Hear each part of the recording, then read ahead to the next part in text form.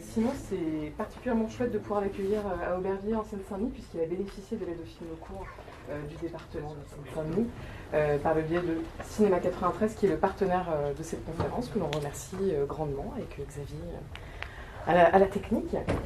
Et donc voilà, Simon il travaille sur plusieurs types de supports, aussi bien littéraires, photographiques que filmiques. Et ensuite en 2016, De commencement en commencement, qui a donc bénéficié de deux films courts en Seine-Saint-Denis. Voilà, mais écoute, je te laisse la parole. Oui. La séance, on va voir De commencement en commencement, qui est un film de 10 minutes, mais généralement, j'excède pas 20 minutes dans tous mes films. Pourquoi ? Parce que c'est des films à principe.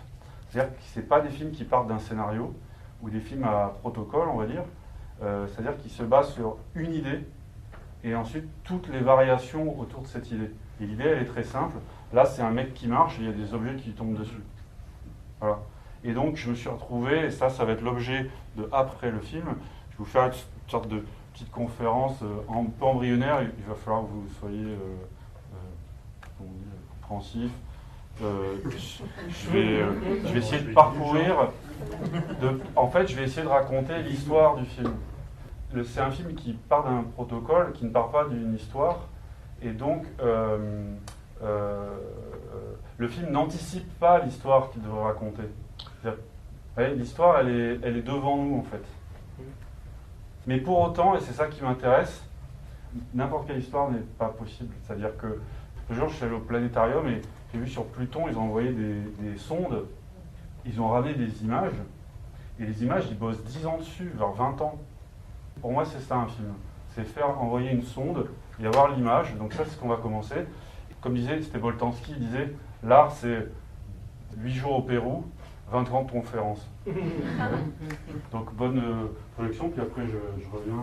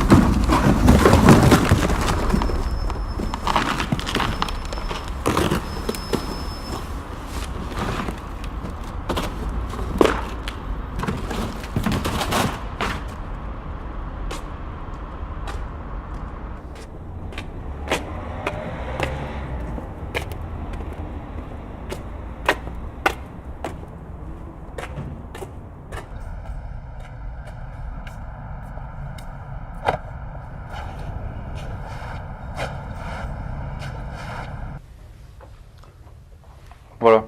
Donc, ça, c'est le titre, c'est pas le titre du film, c'est le titre de la présentation là, que je veux faire. La question, c'est comment on passe de commencement à commencement, donc à ça.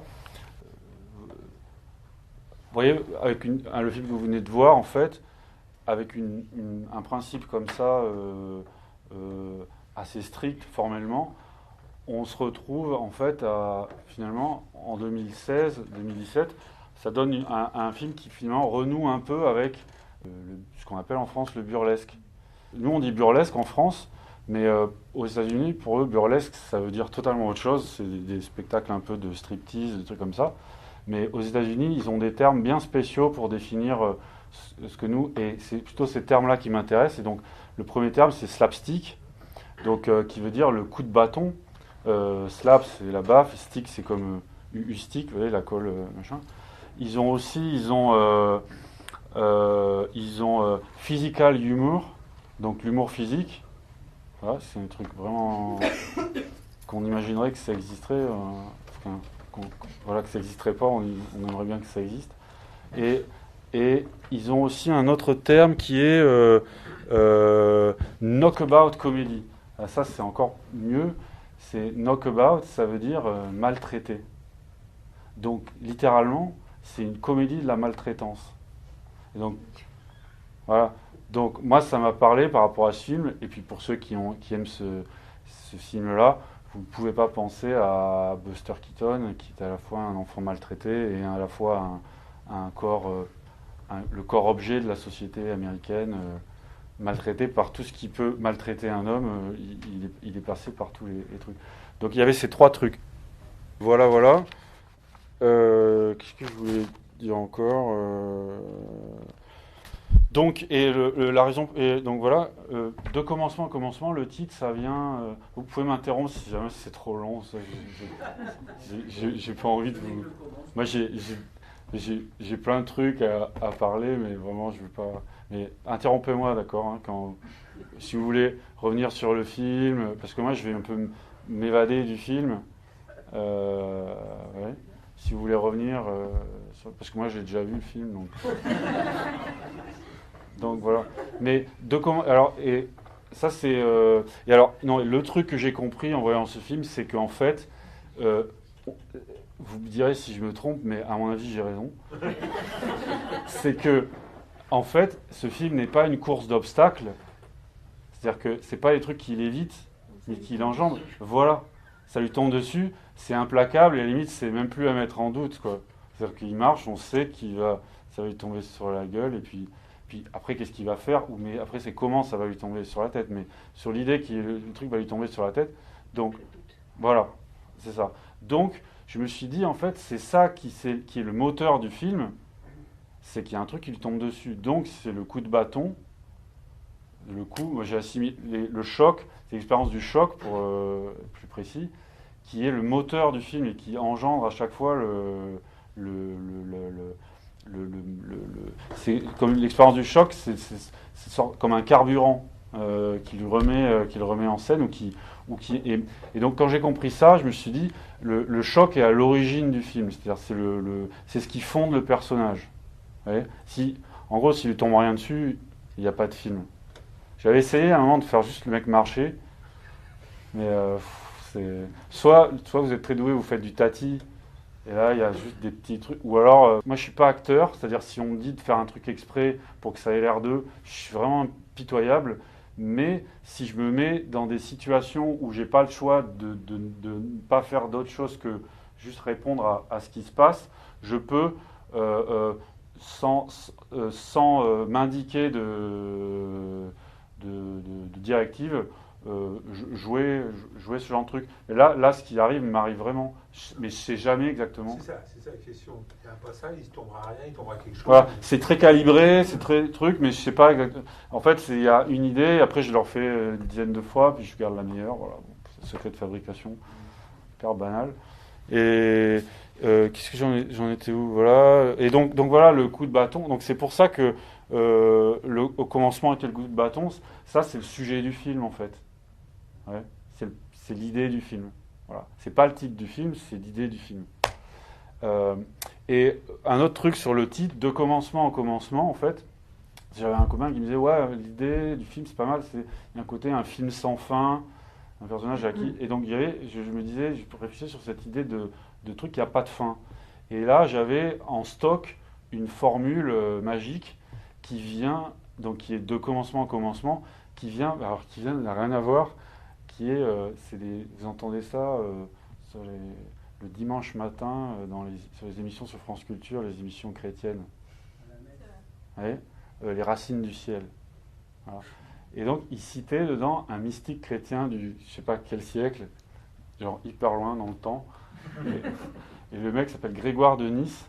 Et donc, c'est de commencement en commencement, c'est une doctrine de l'élévation spirituelle, du progrès spirituel.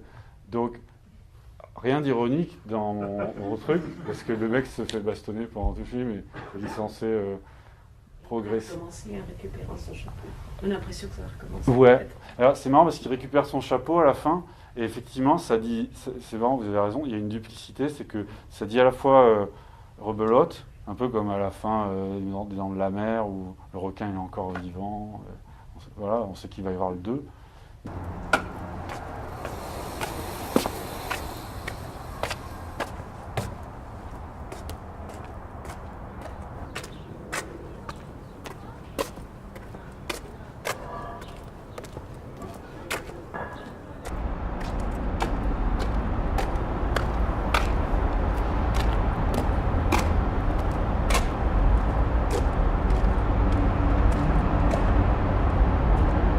travers le chapeau c'est la silhouette, et ce personnage-là, c'est une silhouette, il a pas...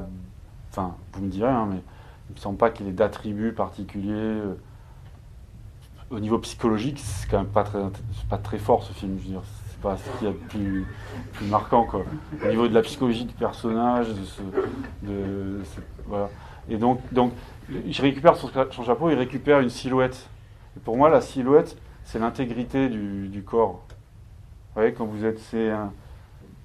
Il y a une légende bretonne qui dit que le plus dur pour le Christ, c'est d'être crucifié sans son chapeau. Vous voyez, parce que c'est comme si on termine le corps avec le... C'est pour ça que c'est une sorte de... Comment dire, c'est le chapeau, c'est pour ça que c'est des sortes d'ustensiles à la fois accessoires et en même temps hyper important parce que ça protège. Vous voyez, c'est sur le degré entre le corps et l'accessoire. Il y a l'accessoire, il y a le truc vraiment qui est le siège, c'est un accessoire. Mais entre les deux, il y a tout un dégradé. Il y a le chapeau, la canne, la valise, et après on arrive à la chaise. Vous voyez, plus on est loin du corps, moi je mettrais dans l'ordre, voilà, le chapeau, ensuite le parapluie, et après la valise. La valise, c'est un peu la maison qu'on transporte. Dedans, il y a tout comme ça. Donc, et à la fin, la chaise et puis le monde, quoi. Voilà. Et donc, quand il est... Pour moi, c'est le drame de ce film, c'est qu'à un moment, il n'a plus son chapeau. Je sais pas et on ne sait pas, en fait, on ne sait pas à quel moment il le perd. Parce que, si vous regardez... Moi, je sais, il n'y a que ceux qui ont vu le truc, peut-être certains ont vu. C'est un peu genre de jeu, jeu de cette erreur, il faut voir le truc dans le coin. Vous voyez ? Alors, en fait, à un moment, il y a une boîte qui tombe sur la tête, il y a le mec qui fait ha ha ha, et qui est très BD aussi, enfin, c'est très caricatural, c'est vraiment une onomatopée comment il rit. Et il y a la boîte qui tombe dessus, et après il y a 2 planches de contreplaqué qui font... Là, je suis fier de ce truc, parce que je me suis presque fait assommer en faisant cette scène.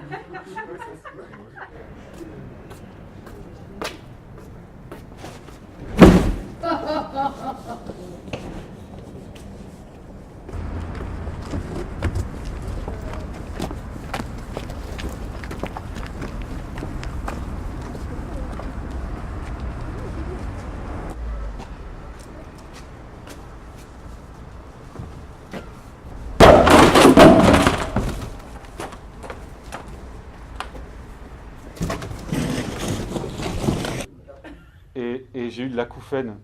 Vous savez, vous faites un truc et ça fait... Je sais pas si vous êtes déjà fait assommer en fait. Et je me suis pris un coup sur la tête et ça fait... C'est ça. Donc c'est vraiment le seul truc dangereux que j'ai fait pour prévenir les... Je fais une frappe préventive. C'est le seul truc vraiment qui m'a... Vraiment, je me suis dit, là t'es allé trop loin mon gars. Voilà.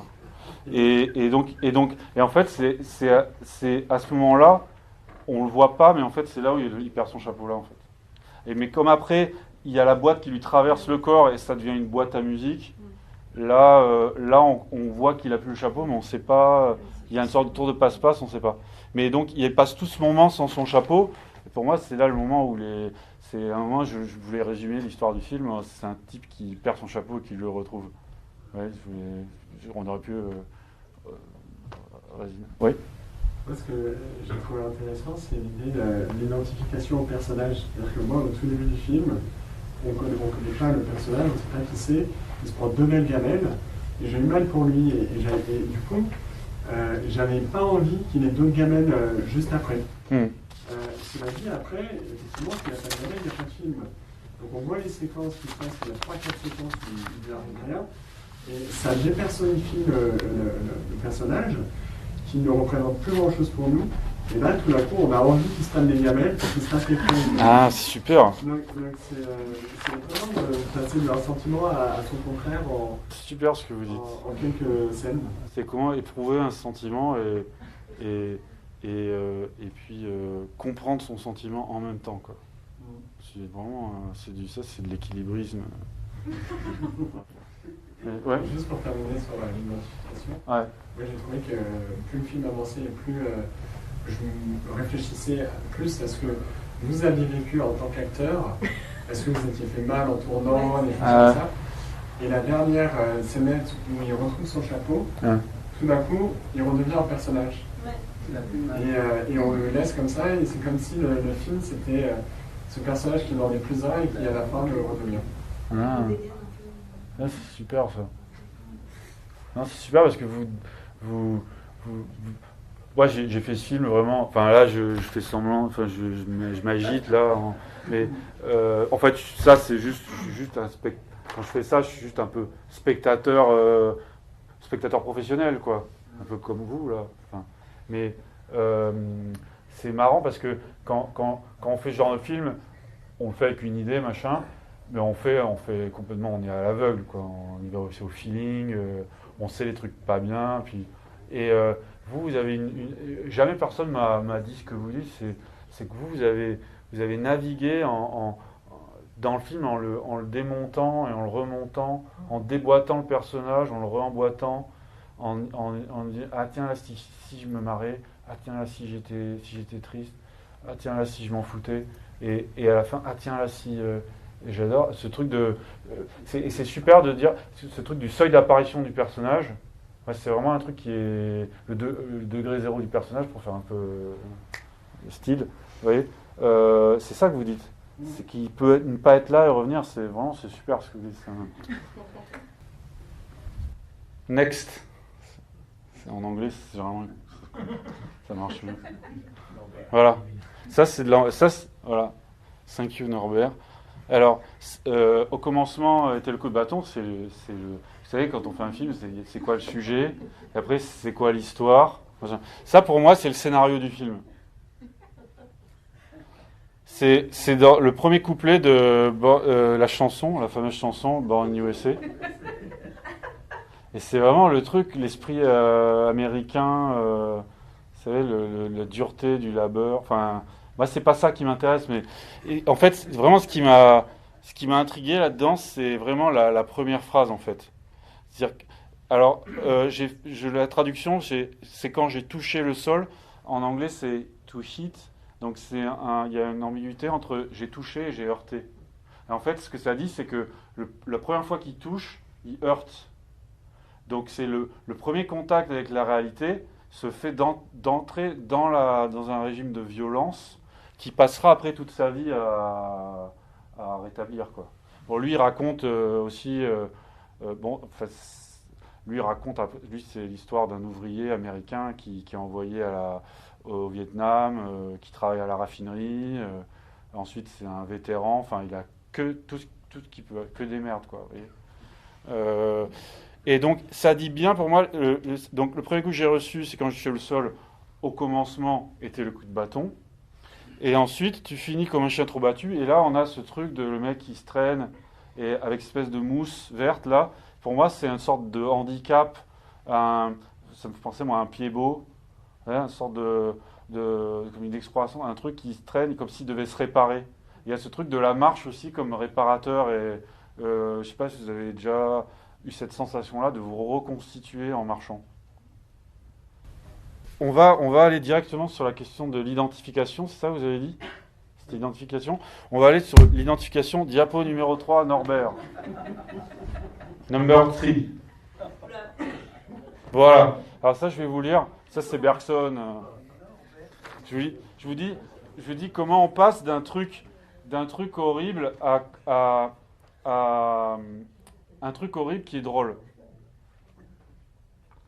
Donc, après Bruce Strickland, je vous le lis. C'est Bergson dans Le Rire. Alors, où la personne de autrui cesse de nous émouvoir, c'est bien pour vous, ça. Là seulement peut commencer la comédie. Ça, c'est bien pour moi. Et elle commence avec ce qu'on pourrait appeler le raidissement contre la vie sociale. Alors là, c'est plutôt Bruce Springsteen. Lui, il est un peu en résistance. Enfin, voilà. S'il est permis de comparer les petites choses aux grandes, nous rappellerons ici ce qui se passe à l'entrée de nos écoles. Quand le candidat a franchi les redoutables épreuves de l'examen, il lui reste à en affronter d'autres, celles que ses camarades plus anciens lui préparent pour le former à la société nouvelle où il pénètre, et, comme ils disent, pour lui assouplir le caractère. la société proprement dite ne procède pas autrement.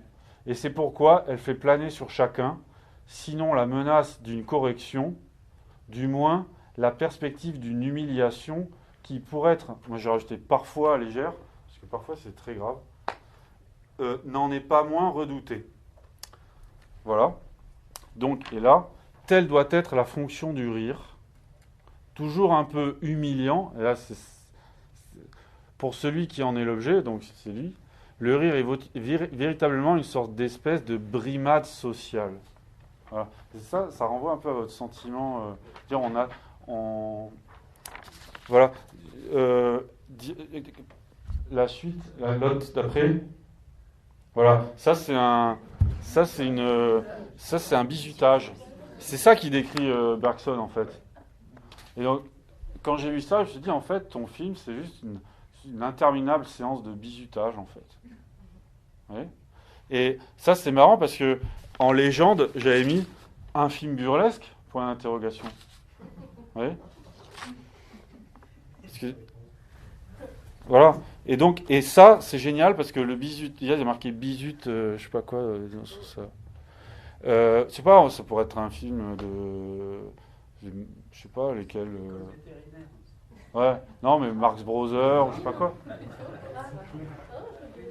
Et ce qui est génial, c'est que, enfin, moi un truc qui m'a intéressé, c'est que le bizutage, on appelle ça le baptême étudiant. Et donc, dans la notion de baptême, on la garde en tête parce qu'on va voir un petit gamin qui va se faire baptiser à la fin dans un film de Coppola, dans un film de mafia.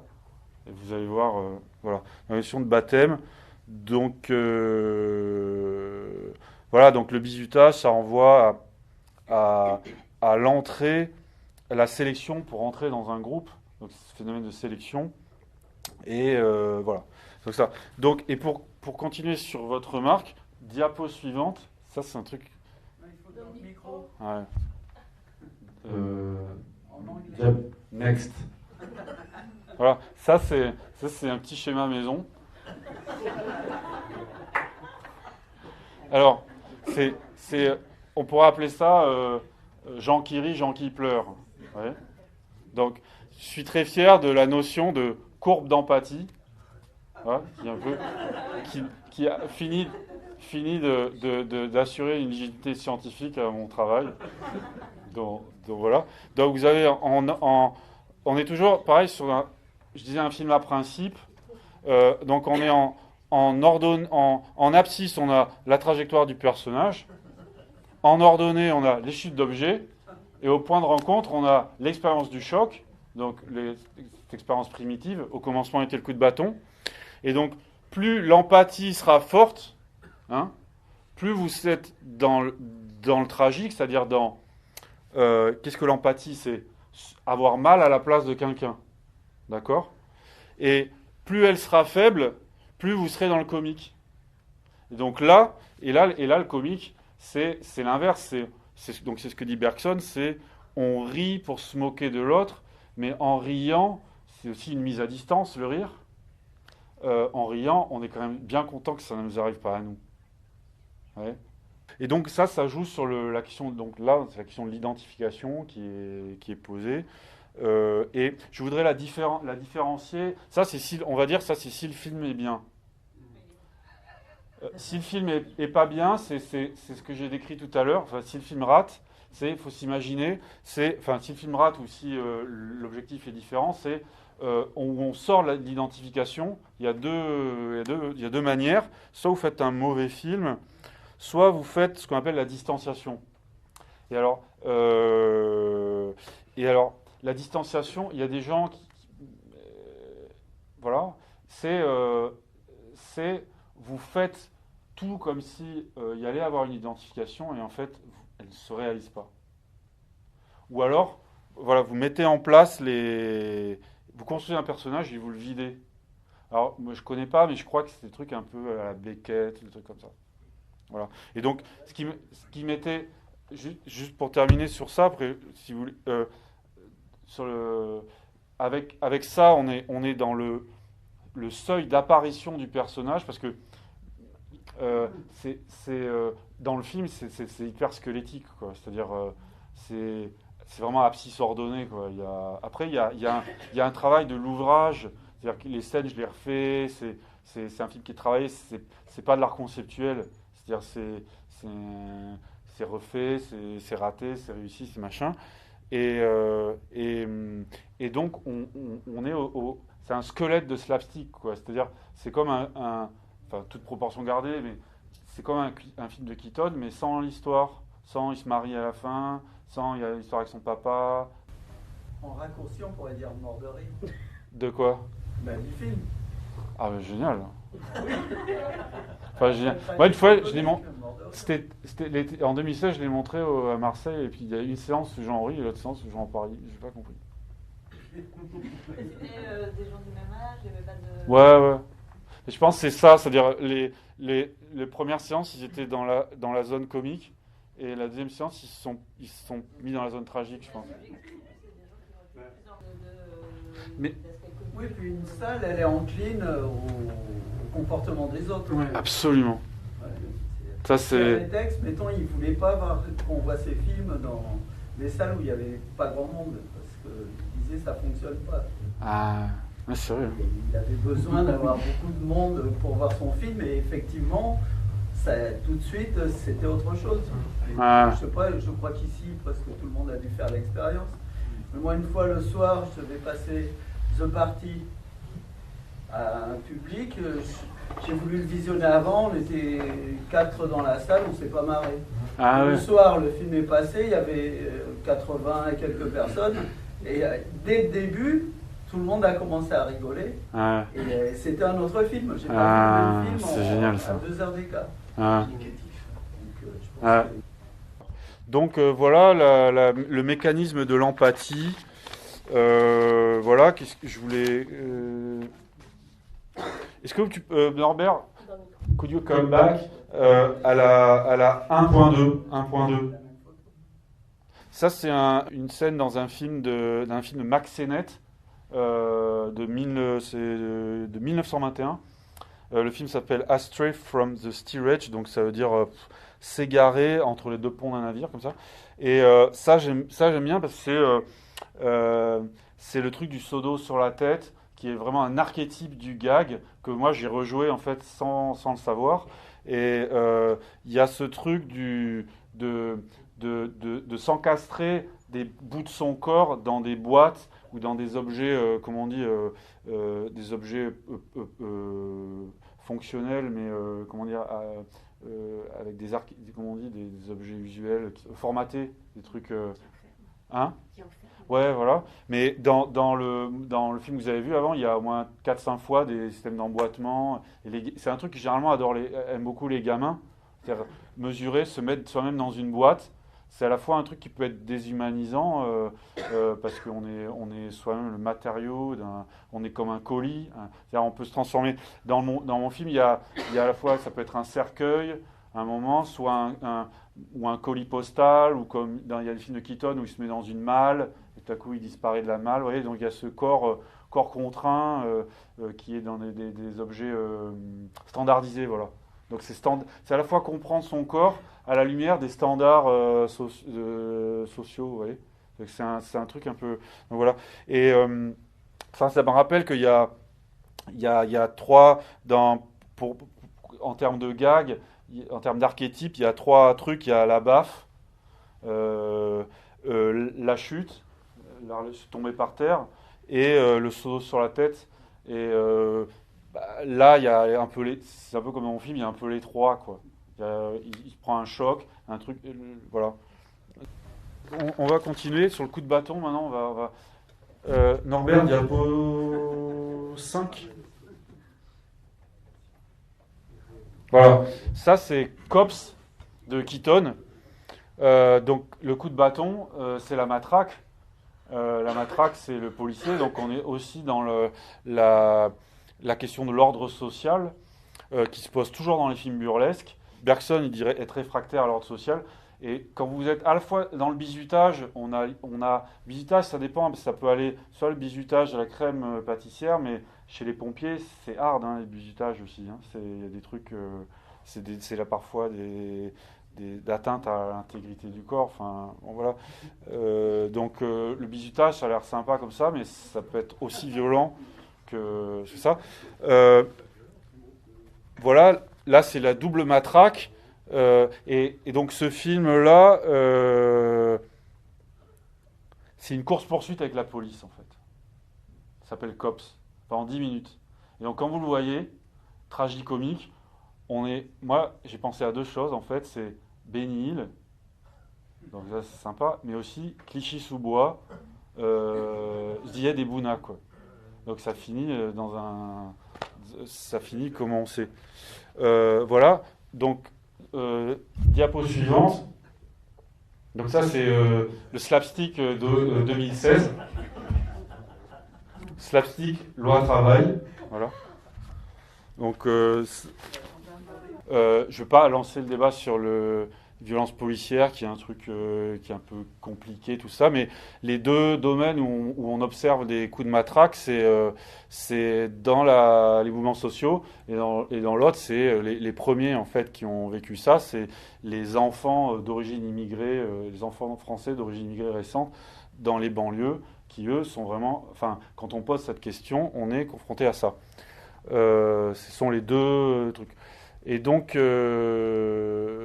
à travers, quand il y a eu ces mouvements sociaux, la question s'est posée de ces deux jeunesses qui ne se rencontrent pas, tout ça. Donc, ce qui nous amène à la diapo suivante. Alors, ça, c'est un film génial. Enfin, c'est une scène géniale. C'est toujours tiré de le lien, je le fais avec la question c'est sur l'immigration, là. C'est le fait d'entrer dans une nouvelle société, mettre un pas dans une société. Donc on est pareil dans le bizutage, on entre dans une nouvelle communauté, et c'est un individu extérieur à une communauté qui veut se faire accepter dans une communauté. Ça c'est un film de Max Sennett, toujours le même, Astray from the Steerage, 1921, et donc c'est ça, nous allons vous faire passer un test. Donc c'est un migrant qui arrive je crois que je sais pas si c'est Ellis Island, vous voyez, les Irlandais, donc au début du siècle. Et donc c'est une scène que j'ai redécoupée. Nous allons vous faire passer un test d'aptitude. Et donc elle présente cet immigré, qui se met sur un fauteuil rotatif, qui ressemble à un tourbillon de machine à laver. Ils le font tourner comme ça pendant 15 minutes, et pour savoir si sa constitution s'accorde avec celle du pays. Et donc, là, il y a un jeu de mots sur constitution, parce que c'est à la fois la constitution physique du personnage et à la fois la constitution, l'étendue des droits qui fondent la constitution, c'est-à-dire c'est la loi suprême qui fonde le droit dans un pays. Donc, voir si son corps... et là, ce qui est marrant, c'est vraiment la force du slapstick américain, qui est contenu dans le terme même de slapstick, c'est que on a cette version-là, mais de manière extrêmement physique. Ça renvoie à la notion qui pour moi était très importante dans mon film. C'était, je disais, ce n'est pas une course d'obstacles, mais quelle est la notion qu'il fallait mettre en face de la course d'obstacles? C'est le crash test. Vous savez, c'est quand on prend un corps et on le met à un mannequin en fait, on le met dans une bagnole, on l'envoie à 200 km/h, on le percute contre un mur et on regarde qu'est-ce que ça fait. On regarde si il a la colonne vertébrale brisée, d'accord, le coccyx en miel, les pieds ça va, vous voyez, et on étudie en fait. Et c'est un peu ça en fait, là ce qui se passe là, c'est un crash test. Donc c'est la vision de l'immigration comme l'expérience d'un crash test. Et en fait, et moi je pense que c'est vraiment ce qui se passe dans mon film, c'est aussi cette notion. En français on dit essai de choc. C'est-à-dire on teste, voir si le choc, et donc ce qu'on teste c'est est-ce que le type est encore en vie, en fait? C'est tout simple, quoi. S'il se relève, ça va, quoi. Cette question le mannequin qu'on met dans le crash test, qui peut être aussi l'épouvantail ou l'homme de paille, c'est-à-dire un corps un peu qui peut sembler un peu déshumanisé, mais surtout, pour moi, ça pose la question à la fois du corps impassible et du corps matériau. Dans le film que vous avez vu, effectivement, le personnage n'exprime rien. C'est un truc récurrent. Là, on se demande pas ce que le mec ressent quand on voit la scène. C'est juste, on se rit de voir qu'est-ce qu'on est en train comment on est en train de le traiter. Dire, ça, dans le fond, c'est horrible, en fait. Voilà. Et donc, pourquoi ce corps impassible? Parce que il est le réceptacle, il sert à montrer les forces, en fait, qui s'exercent sur lui. C'est-à-dire, et donc les forces, ça peut être soit des forces sociales, soit des forces naturelles, c'est-à-dire une tempête, et les forces techniques, ça, c'est le travail à l'usine, tout ça. La suivante, Norbert. Là, je vais terminer sur les deux. Alors ça, on revient sur la question du baptême. Ça, c'est un film de Coppola qui s'appelle Le Parrain, et c'est à la fin du Parrain 1. Et en fait, ce qui se passe, c'est un montage parallèle. Donc à gauche, vous avez montage parallèle. J'ai pas besoin de vous dire, vous êtes de la profession. Donc à gauche, vous avez un enfant. C'est l'enfant de Michael Corleone, donc le chef de la mafia, il fait baptiser son fils. Et en même temps, pendant qu'il fait baptiser son fils, il envoie ses collègues buter ses adversaires dans le système de la pègre. Donc vous voyez la préparation de cette sorte d'attentat, en fait. Et donc c'est cet aller-retour entre le baptême d'un gamin qui va être le successeur de Michael Corleone et le fait qu'en même temps qu'il baptise son fils, il tue. Donc en tuant, il perpétue son pouvoir en tant que chef de la mafia. Et donc dans le film, le baptême, c'est à la fois une couverture, c'est-à-dire que comme il était là, il n'était pas ailleurs, il a un alibi. Puis quel alibi? Je veux dire, dans une église catholique en train de baptiser son fils, en train de le laver, son fils, du péché originel, pendant qu'il est en train de buter tout le monde. C'est vraiment super. Donc la question, c'est si on cesse de qualifier la violence moralement, subsiste le legs de la violence pour héritage. Une main baptise quand l'autre tue. Et donc ça, c'est la violence nous précède. C'est-à-dire que pour le gamin qui naît là, la violence, elle est derrière lui. Et lui, il va passer... Le premier coup que c'est quand j'ai touché le sol, vous voyez. Je passe la vie, la moitié... Donc lui, il va passer sa vie à rattraper, à savoir, est-ce qu'il brise ce régime de violence, ce qui veut dire un truc aussi violent pour lui, parce que briser... lui, il hérite d'un système, quoi. Qui est basé sur...